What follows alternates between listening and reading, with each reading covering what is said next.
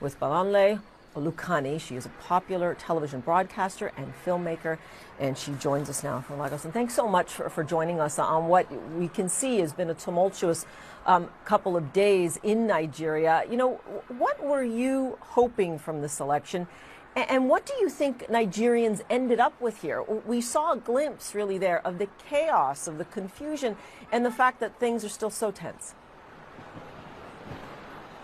Yeah, so I think when it comes to what were we hoping, you know, INEC, the body that is conducting the elections, passed an electoral act in 2022. And pretty much the electoral act said that the results were going to be transmitted on their platform. So it was going to be an electronic transmission. Once the votes were done being correlated and counted at the polling units, right after then, they had a device that would allow them to capture the results from the polling unit, and it was going to be transmitted and uploaded directly onto a platform that every single Nigerian would have the opportunity to be able to see the results. That did not happen. You saw situations where INEC officials, the people who were conducting the elections at the polling units, refused to upload the results. You saw situations where they said that they didn't have the ability to, that the device was slow. And even more so, the actual portal that has the results, up to now, up to 50% of the polling units' results have not been uploaded. So the question I think all of us are asking is, at the coalition center that's happening right now in the counting in Abuja, what are you guys counting? Like, what results are you showing us? Number two, a lot of the results that are being uploaded onto the database do not compare with the results that people took pictures of on their phone. I think what people have to understand is that Nigerians didn't just vote and leave. They stayed at their polling units till 1, 2 a.m., 3 a.m. and counted those results with the INEC officials.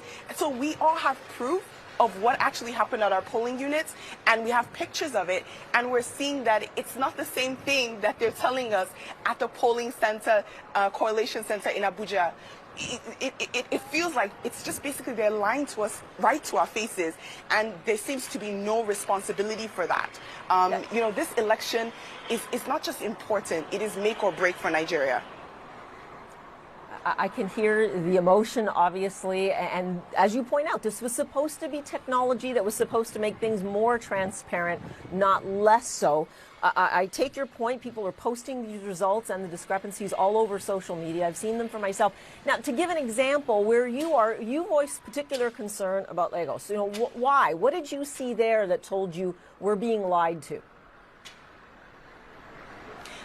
Lagos State is, when you think about Lagos, Lagos is a metropolitan city. We all know the role and the power that social media has, especially in Lagos. A lot of people in Lagos are tired of the ruling party. A lot of people in Lagos also came out to vote.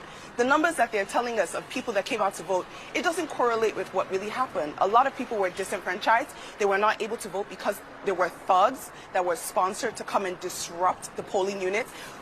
We saw videos of people, thugs, coming to polling units, and the police officers did absolutely nothing.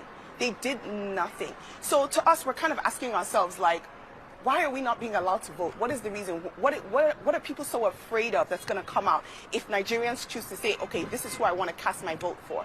At the end of the day, Nigeria is at the breaking point.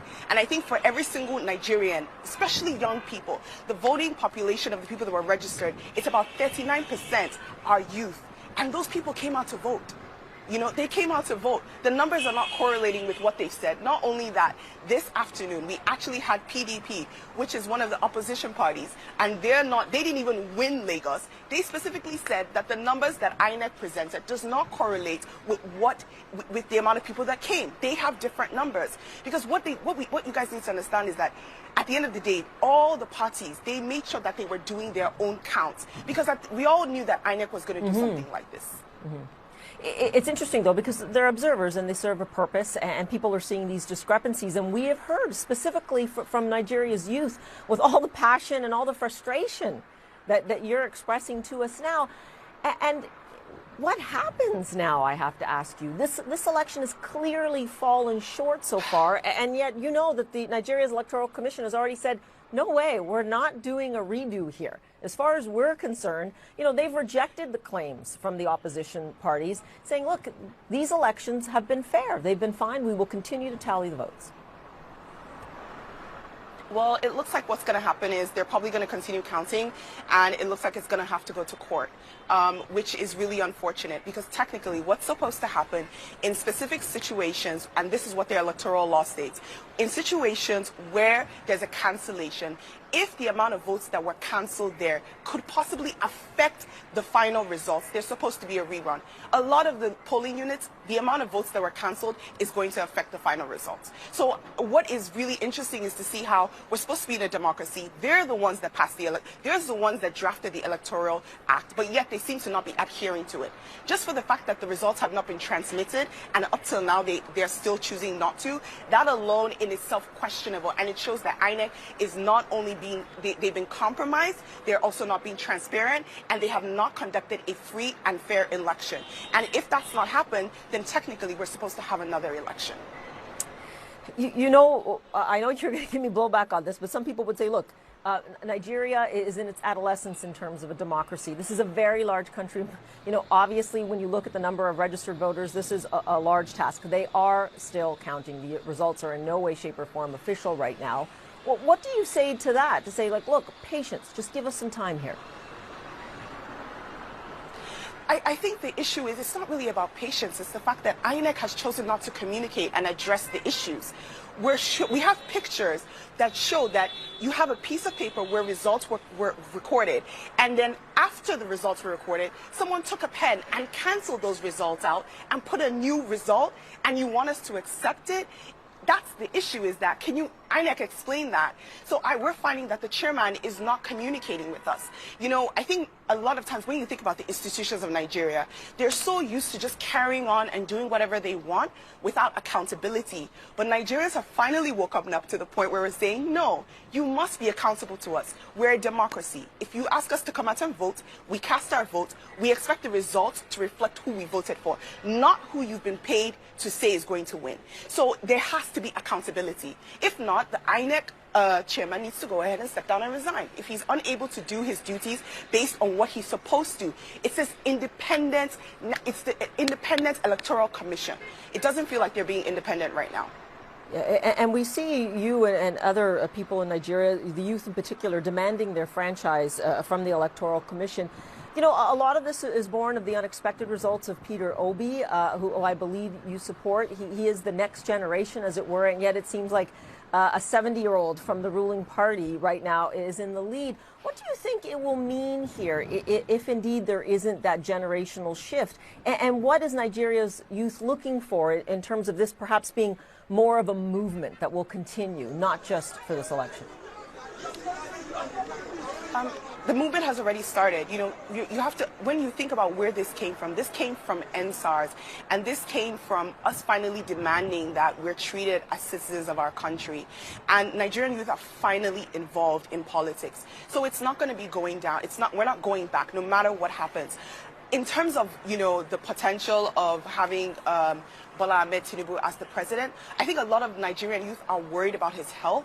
We're worried about his ability to be able to rule Nigeria. We've been ruled by so many people who are much older, and they don't seem to be willing to accept or understand what it is that we need. But even more important, what we're looking for is a competent leader.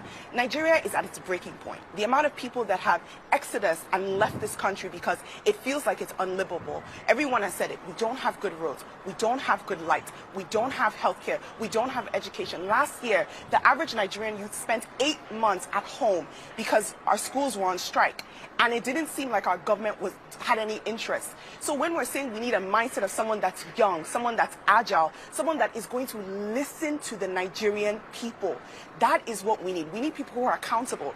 And a lot of times when you look at the past leaders or the people that are running, they don't seem accountable, which is why a lot of Nigerian youth we have chosen, and we're saying, you know what? This Peter Obi looks like someone that's listening. listening to us. And we want to make sure that we are heard. The point is for us, whatever was voted on Saturday, we want those results. We don't want the results that they're doctoring. That is the most important thing.